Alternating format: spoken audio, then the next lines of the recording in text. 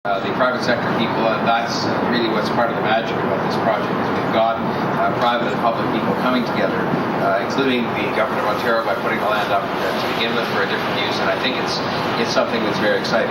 I should say, by the way, I took my coat off because the Minister took his off, but I'm going to put it back on because my mother otherwise would see something of this on TV and tell me that I was a fool for not putting the coat back on.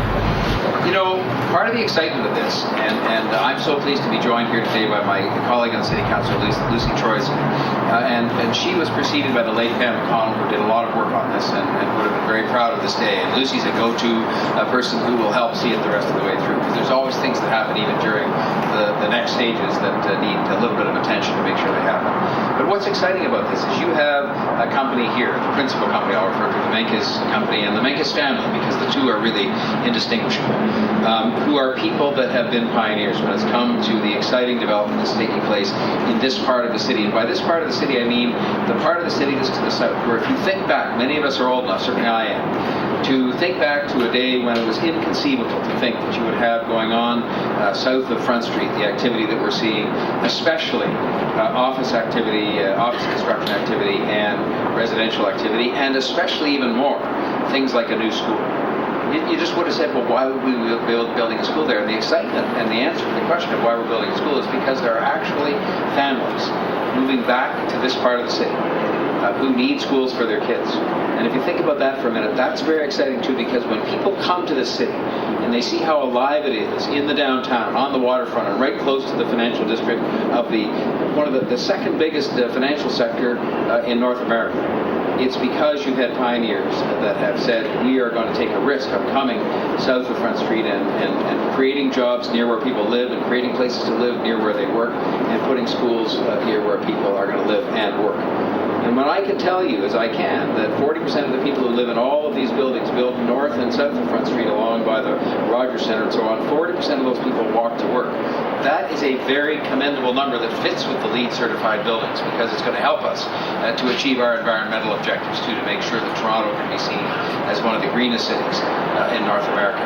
And so I'm very happy about that, and I'm happy about the fact that this has been a collaboration, as we've seen in many different ways, between, in this case, the Government of Ontario, by their putting up of this land, by their agreeing to the relocation of the LCBO head office in downtown Toronto. You know, to be quite frank, and I'm not encouraging you to even think about this, Minister, the LCBO headquarters could be anywhere. I mean, it could be anywhere in Ontario, but it's been here in downtown Toronto historically, and it's going to stay here because the government made that decision, and they're going to be partners in this wonderful new development, and that's important as well.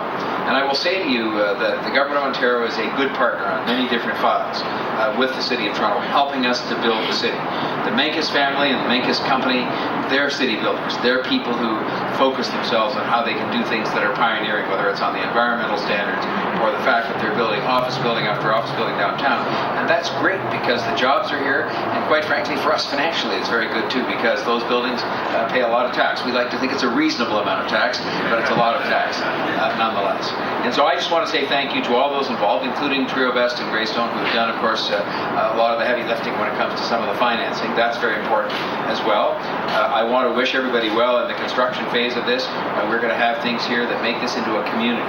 It's a community. It's going to have places to work, places to live, places to go to school, parks, and I'm sure it'll be activated in many different respects. And I just want to again say thank you. I don't want to be presumptuous, Minister, but if we could just move forward with the transit to better serve this area here, and that will require a very modest additional sum that may have to come forward. And I've heard you just extolling the virtues of this transaction, because it produced, I think you said, hundreds of millions of dollars. So if you could just make a little pencil notation in your book for our transit, that would be fantastic. And I promise you, when we come back with the Menkes and LCBO and everybody else to have the ribbon cutting for that transit, I will extol your virtues at considerable length. Thank you very much.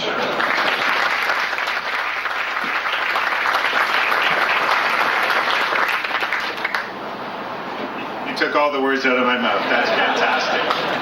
No, we can't wait, and I think we know that everyone has the will to make that transit happen, and it is moving along. So we're excited for that.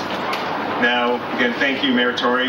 Next, I'd like to call up the President and CEO, George Solius of the LCBO, who are anchor tenant, and we are thrilled. It's been a great working relationship all the way through, from acquiring the property to planning the building and their space. So, very excited. And George, please come up and say a few words. So, Minister, I'm not here to ask for anything. I just thank people. Thank you, Peter, for your kind introduction, and good afternoon to everyone.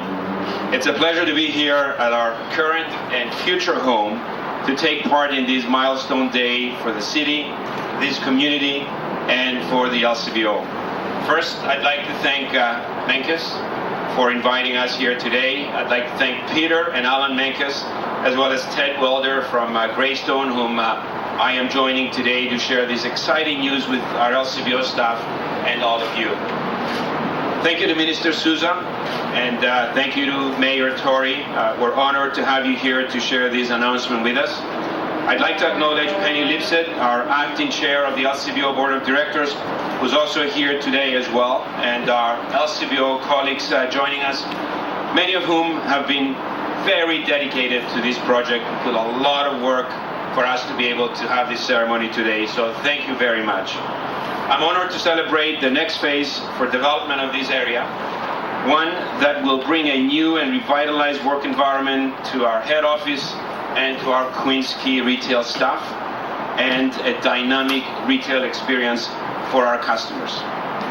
As some of you may not know, we have a very long history here at this site. The LCBO head office building and warehouse we're standing right next to has been on this property since 1954. We have been a member of this community for almost 65 years, and we were one of the first business in this area. And our history is 90 years. We've been here for 65 years. I've been with the LCBO for about 20 years, which is basically a small sliver of the history of the LCBO. But if there's anything that I'm going to miss moving from this building, is probably the view from my office of the gardener. I could actually do the traffic report in the morning and the afternoon. And for those who don't know, the difference between the 90 and 65 years, those 25 years, we were actually located at the corner of College and University. I didn't know that either. I had to do some research today. But while it's important to reflect on our past and keep some of it with us, it's equally important to look ahead to future possibilities. A few moments ago, Peter spoke about the highlights of this new community: access to transportation, retail, and outdoor space. These are just as important to the people who will come to work here every day as it is to those who will live here. The office tower that will rise on this very spot will bring together our head office staff from 55 Lakeshore, 1 Yonge Street, and our retail store on Queens Quay into one effective and an energy-efficient location. We will be able to offer our staff a workspace that contributes to greater collaboration, greater engagement, well-being, and a great sense of pride in where they work. This progressive design, targeting a Platinum LEED certification, aligns with a core component of our social responsibility mandate as relates to the environmental sustainability of the LCBO. Doing business in a sustainable manner, using a variety of technologies and solutions to decrease our environmental footprint, is very important to us. It is very important for our employees as well as our customers.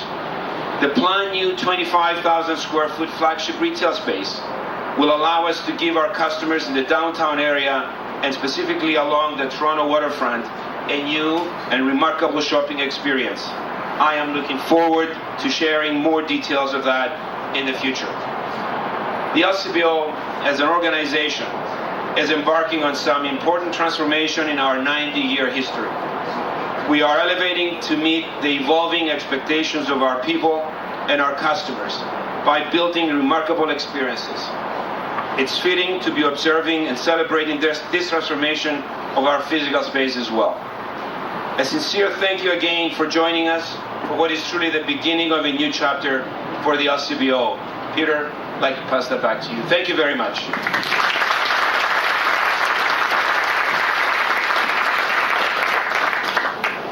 So, as our For our final speaker today, I'd like to introduce Alan Menkes, who is the president of our high-rise residential division.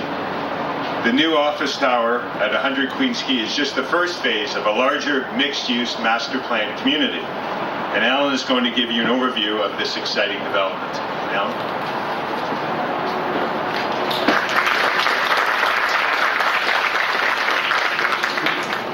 Well, thank you, Peter.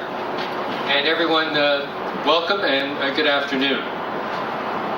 When we and our partners acquired this 11.5 acre development site in 2016, we recognized the size and scale of this property and that it represented an unprecedented opportunity to create a multi-dimensional live-work-play community.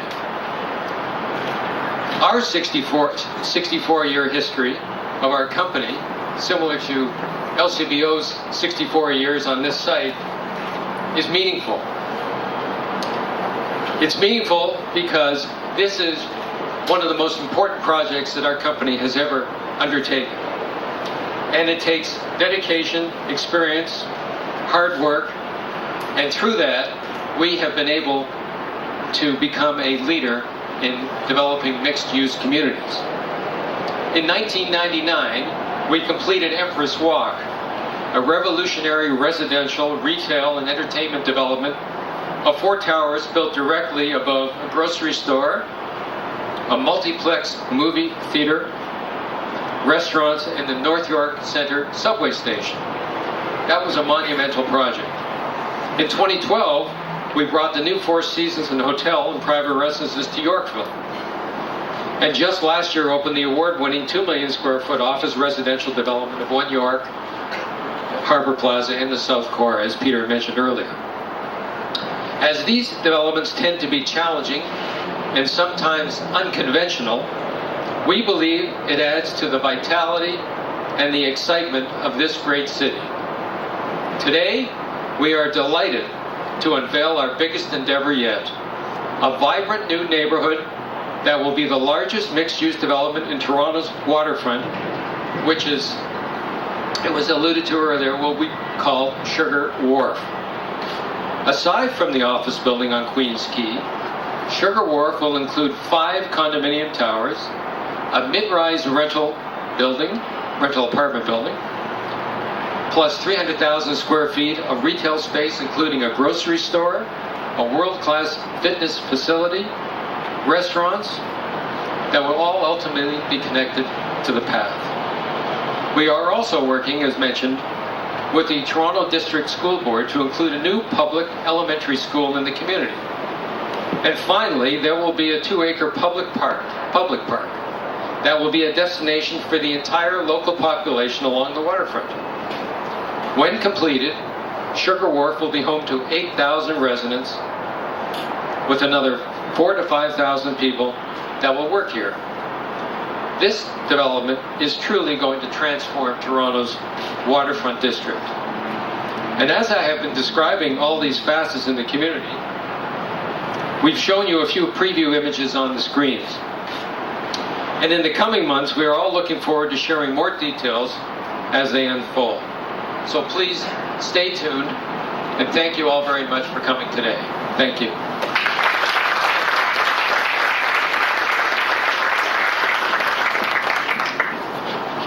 So thank you, Alan. That's a great summary, and as you can see, that's why the room is full with so many people, a lot of people working on this project. It is a monumental task, and it's our largest project to date, so we're extremely excited and dedicated and working extremely hard to put it all together. So now I'm sure you all couldn't help but notice when you came through today that although we're celebrating the groundbreaking today, our construction actually started at the end of last year, where we have been on site since the holidays. So it's really, truly a special project like this, and it takes a special team of people, as I mentioned, to bring this together. So I want to thank all of you here who are all involved with the project for all your dedication and continued dedication over the next several years. So with that, I'd like to ask everybody here to join me and the honored guests outside for the commemorative photo op. Fortunately, we don't need any umbrellas, maybe an overcoat who would like to wear one, and we will go outside.